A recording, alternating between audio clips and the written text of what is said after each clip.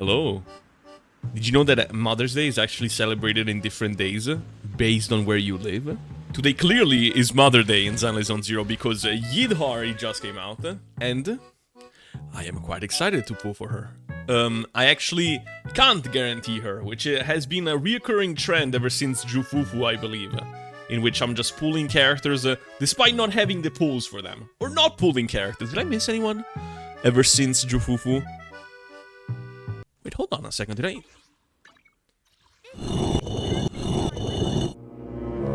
Ever since Jufufu, haven't missed anyone. Uh-oh. I better not start losing now. We have Jufufu as well, which I already pulled. We have Yidhari's engine, which is actually pretty nice looking, but as I said, we don't have that many pulls. And something else that's pretty cool about the pulls today is that I am going to be doing 80 pulls, so I'll be finally getting my Vivian skin. Which I assume everyone has already forgotten about, because it was kind of like the talk at the start of the patch, but I am a peasant who has only done 80 pulls so far, so I didn't get it yet. But today I'll be getting it. So, happy day today. Yay, yay, I'm so excited. Surely I will win my 50-50, right?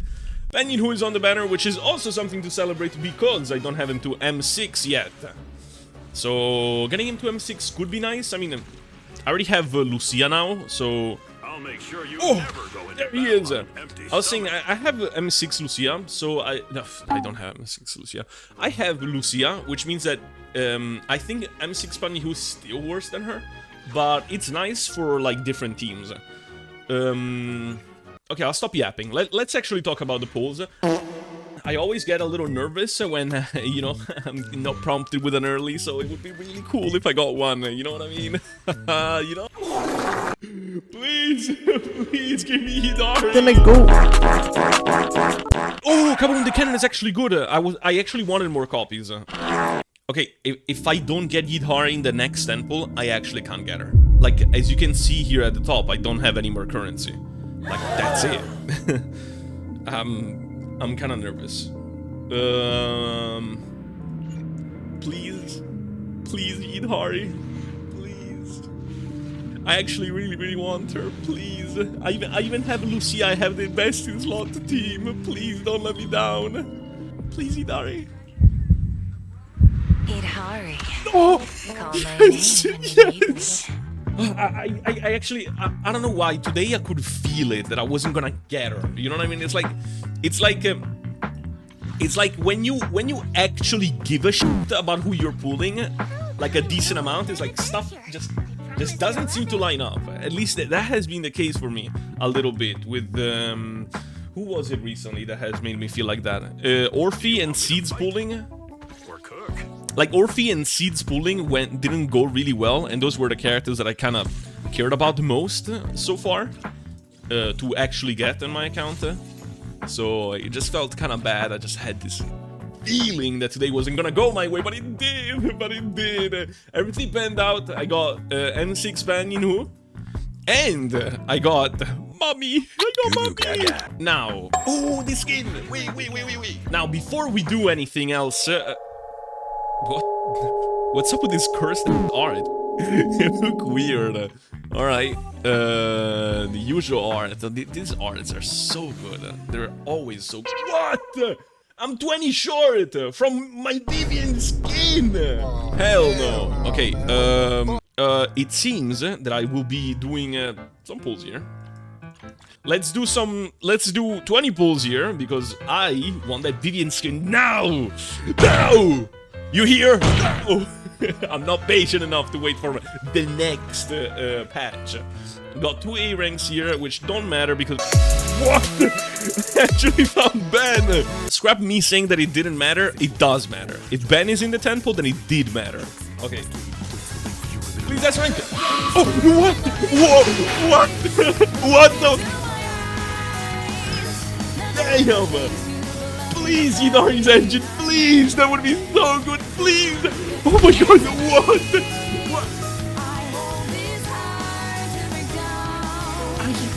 I just can't believe it! Oh. What? I'm so confused, but I'm so happy. Wait. Hold on. I can't believe this. It's just that. Okay. Listen.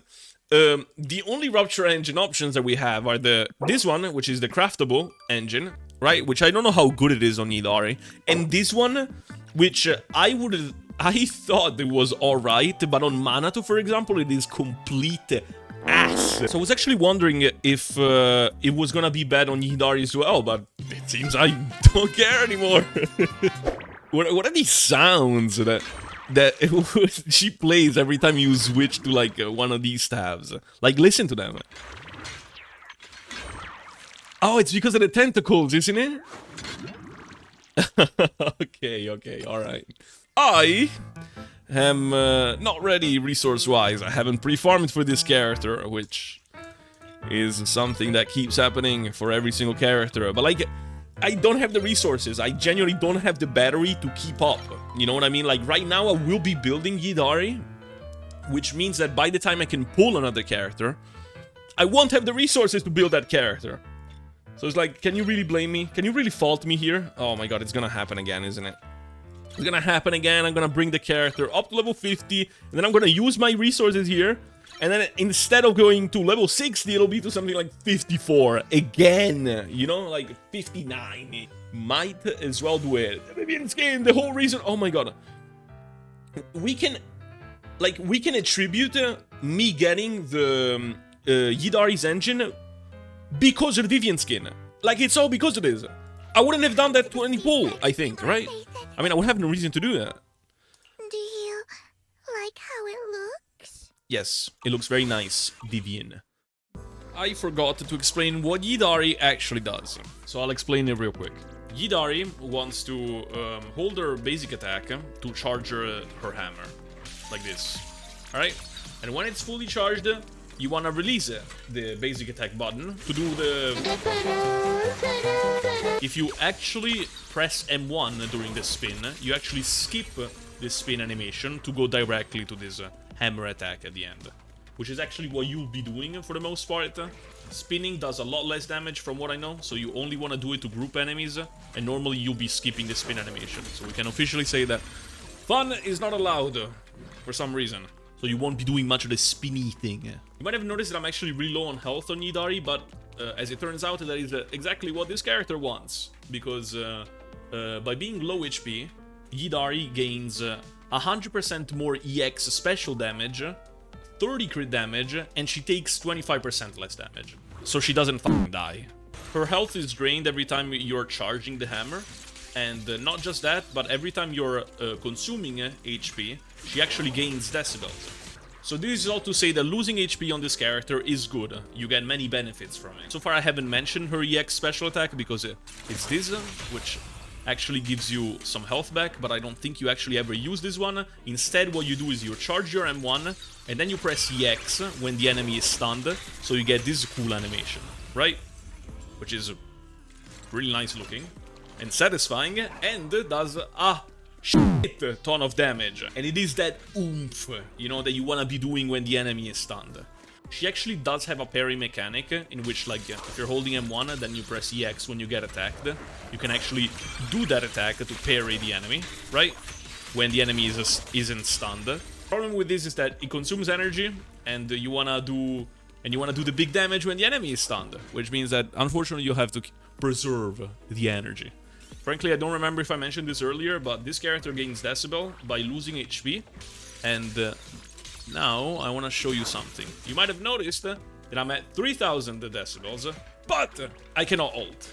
The ultimate button is grayed out, and no matter how much I press the button, it won't work. So what the hell is going on? Well, when Yidhari has 3000 decibels, and she completes like one of her attacks, that actually just creates like those funny tentacles, for example.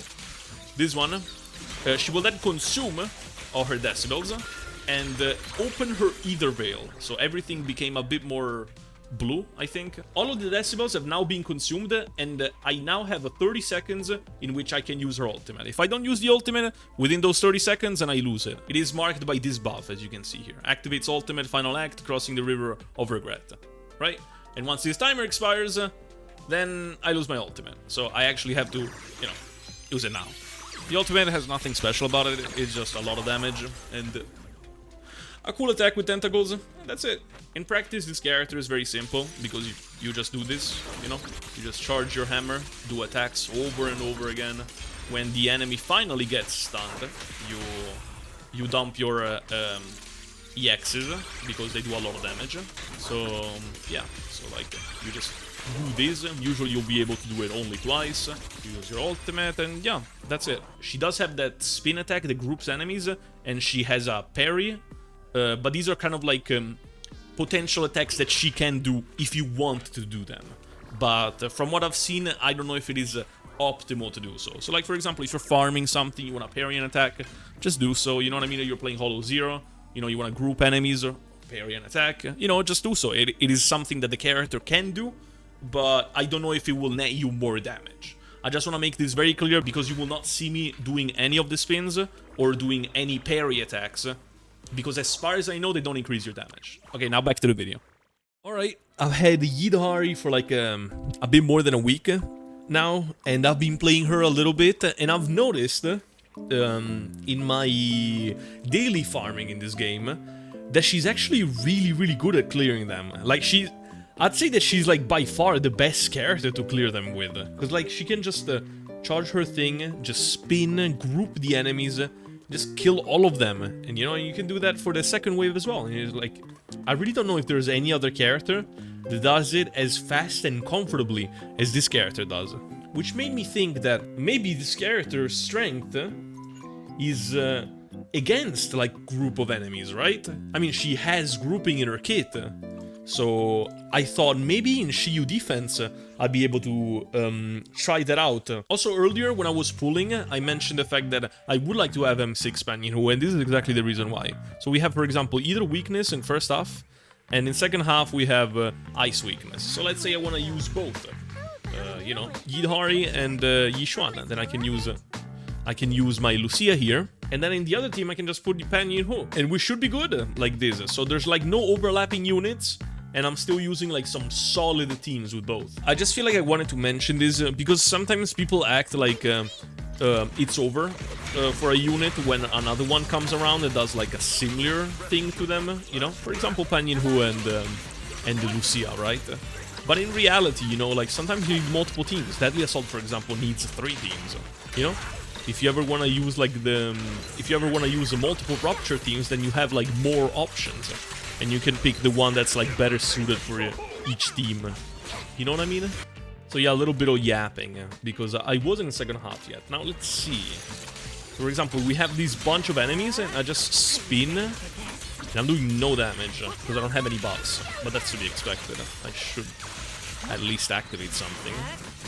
And then I do this. Like, because I think in Deadly Assault it's worth it to always like cancel it early, the spin, right? Oh, I thought I was gonna get hit earlier than that. I think it's always worth it to cancel it, but maybe in Shiyu Defense it's not, when you actually have like a wave of enemies. And this actually changes things quite a bit, because you know, if I only played the Deadly Assault, I would have just told you, oh, you know, like it's cool that she spins, but I thought she was gonna use it more in her kit. But you know, maybe it's like scenario specific thing. Maybe I'm just saying all of this and it's still not worth it. I don't know. I don't know if like min-max wise is like the best thing you can do, but it feels very easy and comfortable, very straightforward. You know what I mean?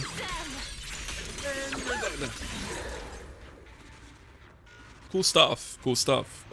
Alright, we're finally in Shiyu Defense 7, and we're in the second half, which means that we finally get to see Yidhari in action in the last thingy.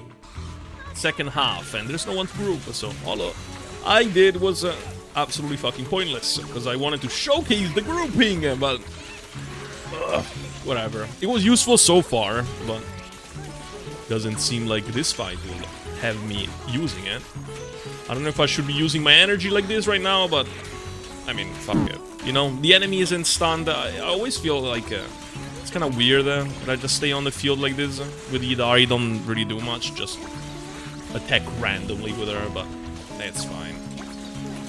It's just weird the way Lycaon gets used these days, because like he's clearly intended to be like an on-field stunner, but people just use him, me included by the way, people just use him as like this boss is so cool by the way, holy shit.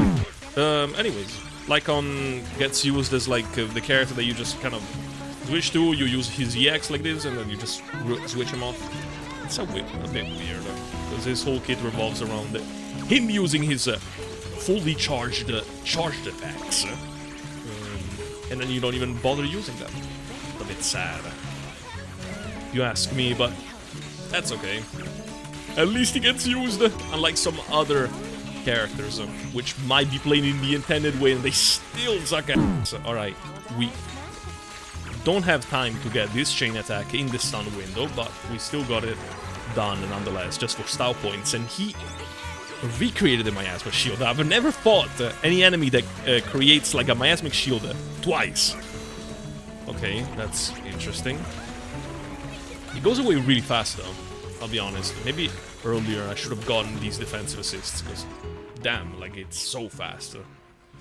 And we actually got a pretty cool wipeout. So this was my actual very first try playing Shiyu Defense. This Shiyu Defense, and against these enemies, and using the Yidhari team. Everything was new today. Everything was a first time today, you know, like everything. And yeah, well, how much did I do? 1 minute and 40? That's pretty cringe. But you could probably do better if you actually, you know, sweat it out a little bit, play more, and just kind of like min-max what you gotta do, but I'm not interested in that. I thought I was gonna have like a group of enemies first, so I could be like, oh guys, look, the grouping, it's immaculate, you know what I mean? But they didn't put it, so that's a bit of a shame.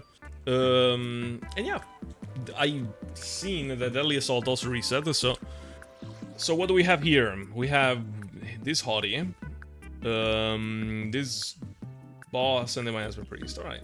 This one should be pretty good for Yidhari. I'm just gonna clear this one with Yidhari and just not... Ooh, which one is better here?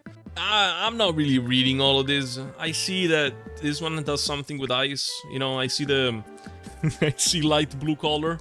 And I think my character does light blue damage. So, I think I'll go with that one. Something that I haven't tried, but I think might be worth trying, is using Yidhari with Lighter Orphe, right? So then you activate Lighter's additional, right? And you actually buff both of them, because he buffs like ice and fire. And this enemy has ice and fire weakness. It just seemed like a really good idea. Anyways, enough yapping about that. Let's stun this boss. Get stunned. All right, there you go. So then I can dump on him all my damage. Ooh, look at that pose. That was actually really cool.